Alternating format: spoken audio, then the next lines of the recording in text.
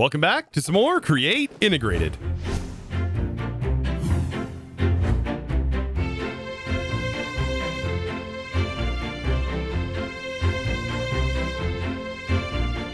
Oh man, last episode we made the Ars Institute School of Magic, which houses Starbuncle automation and many things, allowing us to automate things from Ars Nouveau. But today I want to get back into the Create side of things. And the reason I want to dive into Create Steam and Rails is because I've never gotten the experience to really play around with it. And I've seen that they have monorail tracks. And that sounds epic. I think it'd be really cool to incorporate, like, I don't know, like a monorail system that runs through all of the buildings that I've built thus far and kind of carry you through them, sort of like on a little journey. But that also means we need some sort of monorail train station.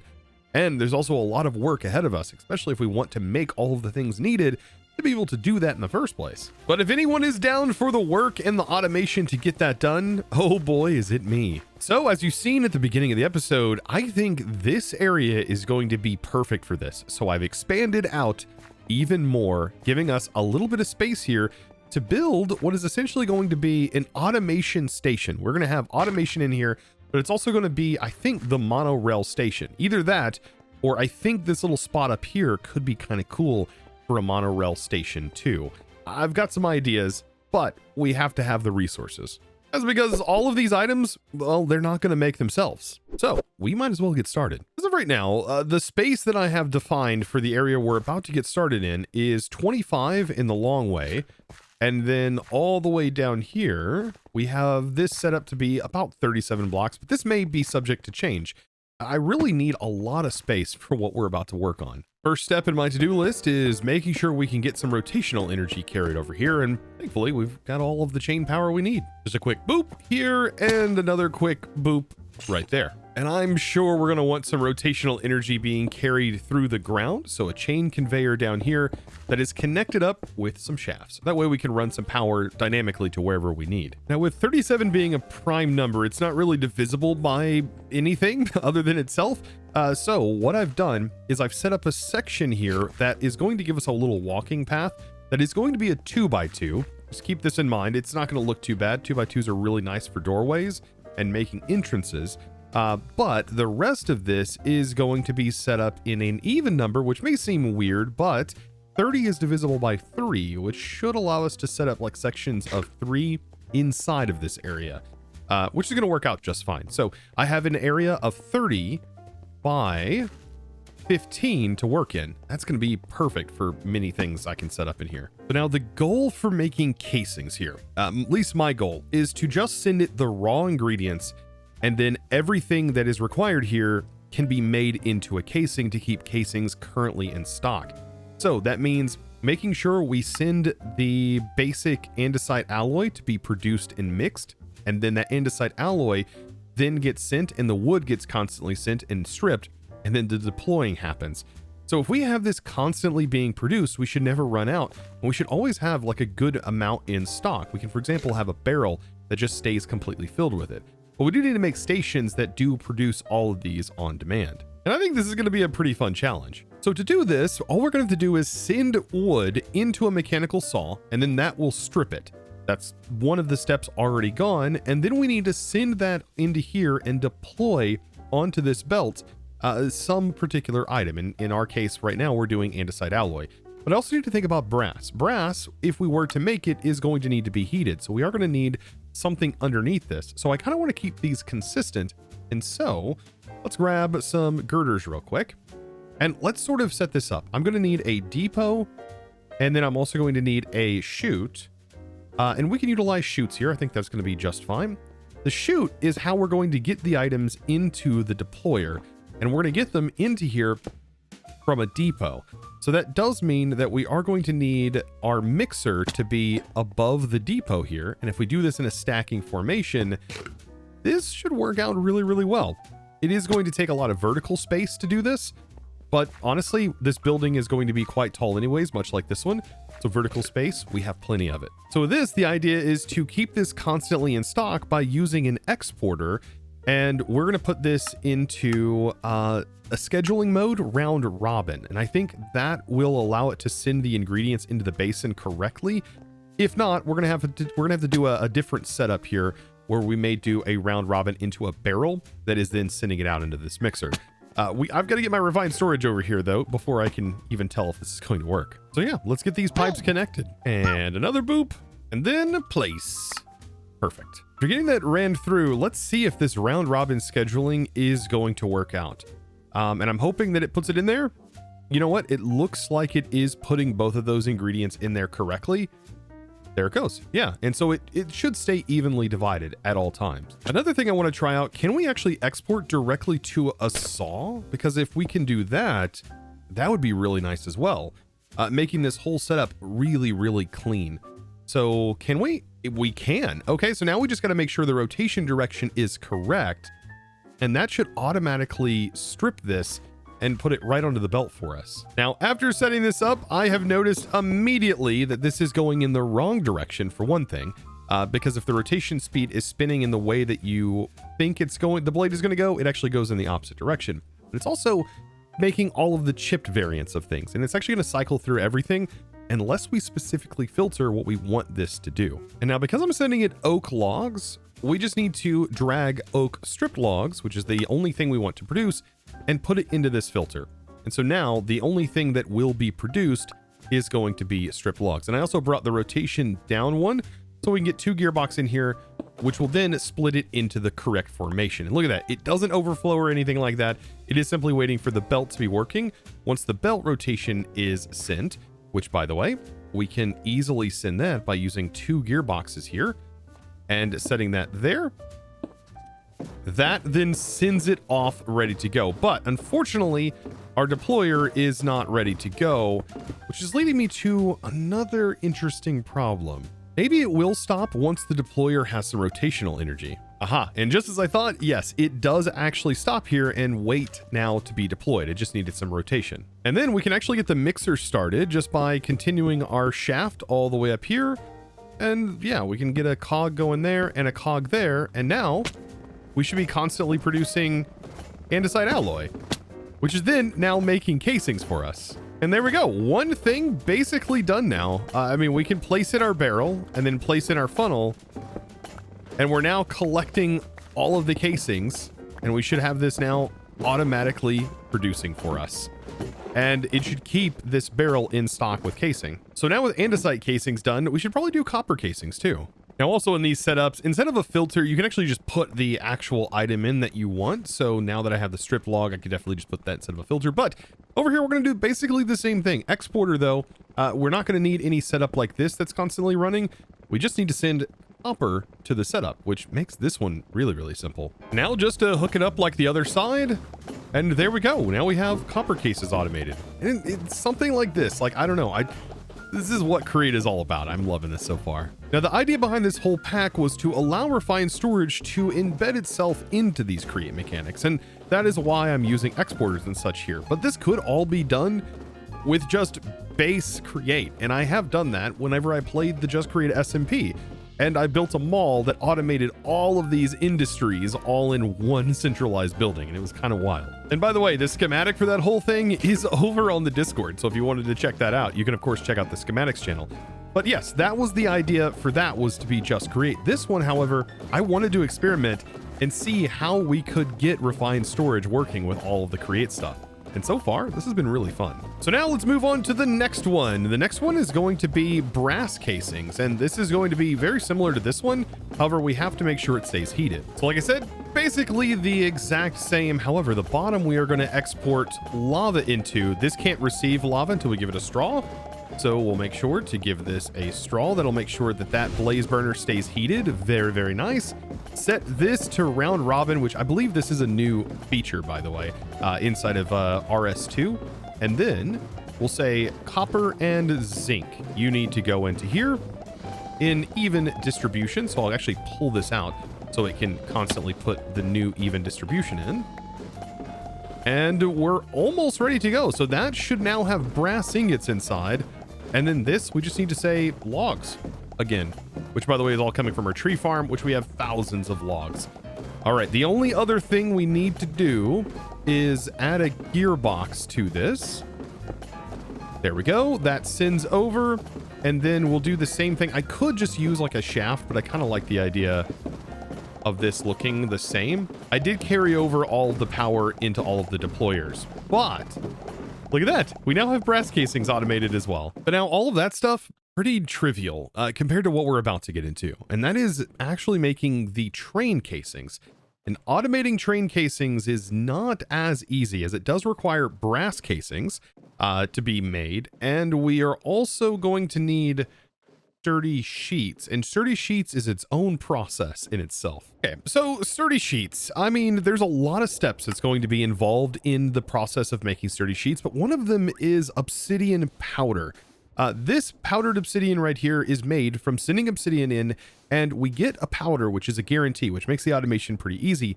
But the obsidian, we get a 75% output back. So there is a 25% loss chance on our obsidian. So we still do need a supply of obsidian. And I think the best way to do that is have our refined storage system craft it. And the way we can craft it is by utilizing our Ars system here and all of our essence, which we've already done and sort of used with our chain conveyors. But here, I'm actually going to integrate this directly into our refined storage system. So we'll shift right click to make sure we are set this to, we need to actually set this to linking mode. So linking and unlinking, there we go. That's unlinking from controller. Where is our linking mode? One of these is linking. Lock, unlocking. Okay, maybe this, there we go. You have to shift right click. It does say linking mode, but there we go. We'll have all of these controllers, or have all of these drawers linked up to this one controller. And then we'll run our refined storage cable down here. And I'm going to tap into this because up to this point, we have not added an external storage, surprisingly. So we'll run that through and then tap into the bottom with the external storage. And then just like I've done for everything else, it is just something I really like to have set, making sure we can only extract so we don't accidentally send items in. There are other priority modes, which are really, really cool. But as of right now, just simply making it easy for myself, extract from here. And then make sure we camo this thing to make it look really clean. So now how exactly are we going to automate the production of obsidian? Okay, so first things first, we want to turn magma blocks directly into obsidian.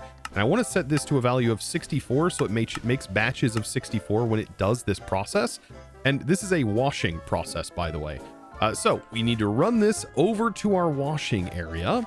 And I'm going to place this in to the crafter that is in the back for our washer. So now we're actually making use of this area that we set up for all of our fan processing. But now I also need to make magma blocks. And to do this, I don't want to use andesite here. I actually want to use stone. And I do have stone set up as the autocraft, and this will function with stone. So there we go. This is how we are going to produce this. I don't want it in fuzzy mode. I want it to specifically use stone because we should have an abundant supply of this. And this is just going to simply go into a crafter. Oh, and you know what? I should probably make this an upgraded version of the barrel. There we go. And actually add this to this network. So that way we do have an unlimited supply of cobblestone inside of a refined storage system, which I currently do not have. And so with all of that, let's also do a batch of obsidian where we now can request obsidian in the crushing wheel, and we should expect obsidian powder as a guaranteed drop. We do want to remove this excess because this will cause problems down the road. And then I'm going to set this also to do batches of 64 when it does need to be processed. And we actually have our crushing wheel set up for automation. So we don't need to do anything extra, add any more lag to the world. We can just simply utilize what we already have existing. And voila, we have obsidian powder automated now. Now back to our processing area. All we have to do is send this onto a belt. And by sending it onto a belt, we are going to produce an unlimited supply of sturdy sheets here.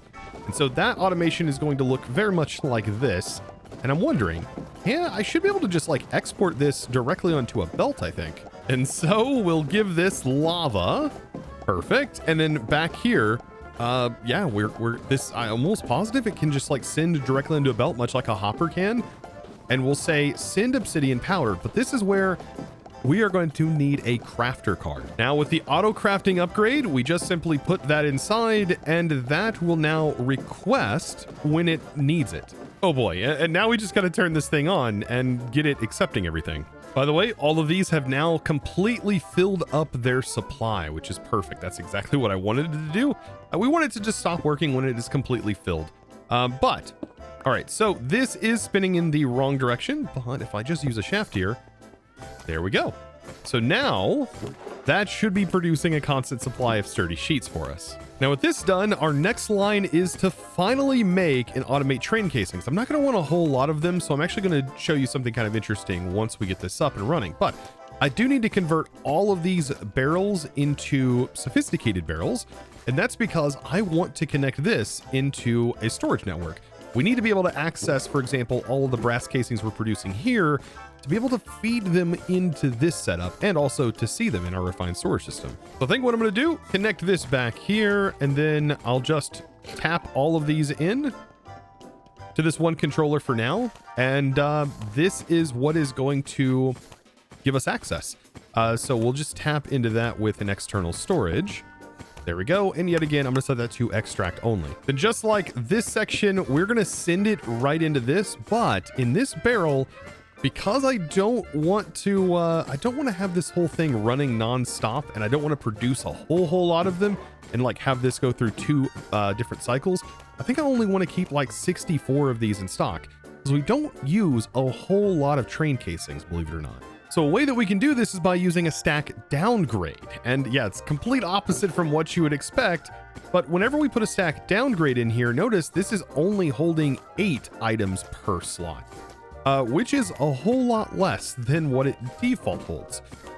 So yeah, you can put a stack downgrade. There's also multiple tiers of stack downgrades that continue that division factor to where I guess you could just have like 27 items in here where it divides it all the way down to like 1 item per slot. But I think just having a regular downgrade is going to be more than enough. So we're almost there. Let's go ahead and drag the sturdy sheets into here, which is what's going to get applied. And then in the back here, we'll drag the brass casings, which we're now producing. And there we go. We now have train casings automated, thus automating all of our basic create casings. Now, just when you thought this all ended, remember, we're making like a train depot area. We're making all of the train parts and making sure we have all kinds of access to things. And so that does mean automating train tracks. And I would also love to automate monorails. Now, train tracks, these should be quite easily done. It's just 2 deployers, so we just need to make sure we're exporting iron nuggets to this. And we're also producing stone slabs, which, believe it or not, is going to look just like this.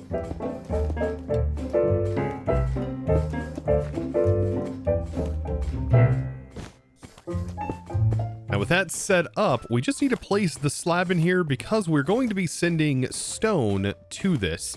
And just like we have for many of our other setups, we're going to want to make sure that we put a crafter upgrade in here. There we go. And now stone will stay on the mechanical saw. We just got to get this rotating and get everything hooked up with power. Oh yeah, and we can't forget, we've got to get iron nuggets going into this. Oh man, thank goodness we've got all of our iron automated over here. With just about everything spinning, all we got to do is get the belt going, and we now have train tracks that are being produced. So I've just about got everything that I wanted to automate automated, but monorails are the next step, and this one requires a lot of crafting infrastructure in order to get up and going. Now, I hope you're ready for the ride, because here it goes. First thing we need is girders. So this means auto craft. That's right. We want to set this into a pattern for making girders, and thankfully we already have sheets and andesite alloy set up for automation. But now we also need metal brackets, and this is another thing that we can definitely set up to have auto crafting.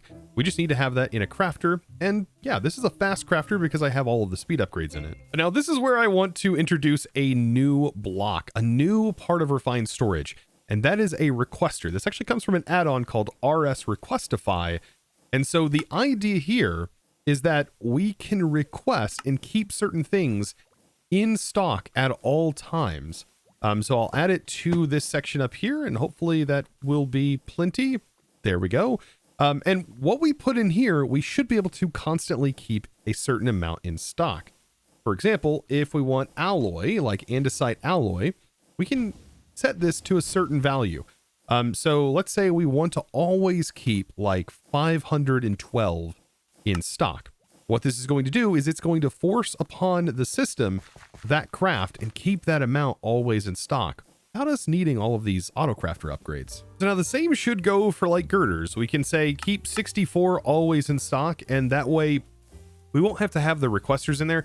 I'm still debating on whether or not this is 100% going to be something I want, because it did seem like it sent a toast message after it had successfully reached the amount, which I thought was kind of weird. I don't know if that's always going to happen, but like, let's say, for example, I take those out. It just simply crafted it. Okay, and it didn't actually toast, but I wasn't also in the menu. And yeah, I think that's going to work perfect. Now, it is going to consume each time we do this. That seems really fast, keeping that in stock. Okay, this is going to be, this might actually work really well. So yeah, might as well do the same thing for the metal brackets and just set that to 64 in here. That's going to craft and keep it in stock. Awesome. So now that should stay in stock at those values. And all we have to do over here is set up our exporters and make sure that works, and we'll have monorail tracks ready to go. So metal brackets, let's go ahead and place that in the first slot here. Let's actually go ahead and pin all of these recipes. I think that's going to be the best thing to do. There we go.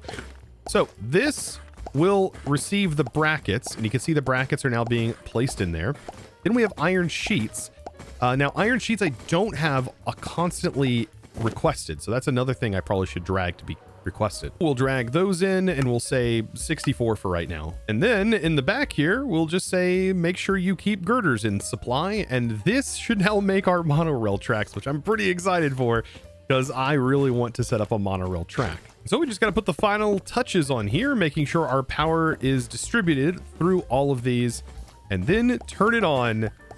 And there we go. And this makes a lot of monorail tracks. This makes 8 for each craft. So I don't think we're going to need a whole lot of the supplies. So I was a little bit more worried, but I think with the amount that it gives, yeah, 6 per each. That's a lot of tracks. Speaking of a lot of tracks, over here we already have an entire barrel filled up. And so the only thing left to do is to take our basics, and we'll go ahead and hit those, and this is now ready to go. And we have a couple of other spots over here, and I think that it might be a good idea to like have a constant supply of andesite alloy being produced and possibly a constant supply of brass just being produced. Well, not a constant supply, but at least having an entire barrel filled full of it. For this, all I've got to do is extend this up. We'll get our cables placed in, looking really, really nice and fancy here, just like so. And then I have my exporters set to round robin, so that's filling that up in here. Perfect with our andesite, and this is filling the copper and zinc. And we need to give this lava for the blaze burner, and I'm going to use item drains to send the items through. And this is going to keep this all in line with everything else. We'll just have to set up our funnels and then make sure that these are set to pulling mode. And then we got to get our mixers up. So a boop and a boop. And then I can use a gearbox to throw this up here, and we'll just get this connected in with cogwheel there. And then we'll spread some cogwheels over like this. And that provides us with a constant supply of these materials being produced. And this is exactly what we need.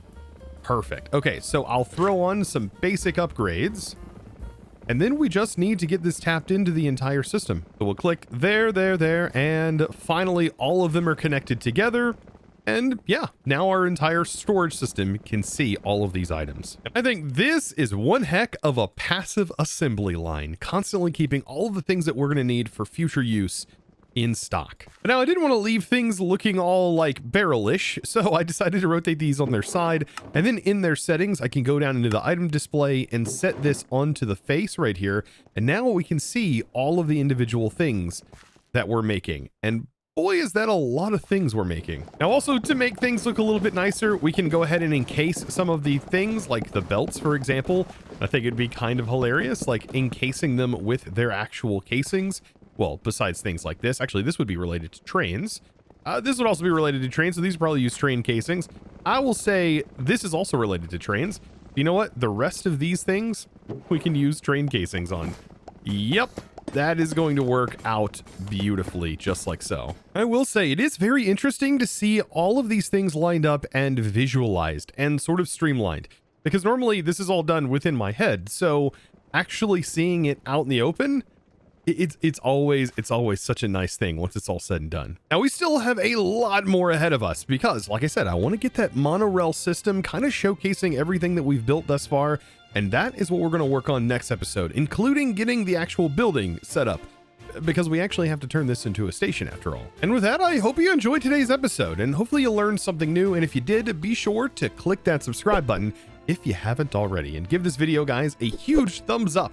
And I look forward to hearing from you down in the comments below. Are you going to utilize these modular units in your own world?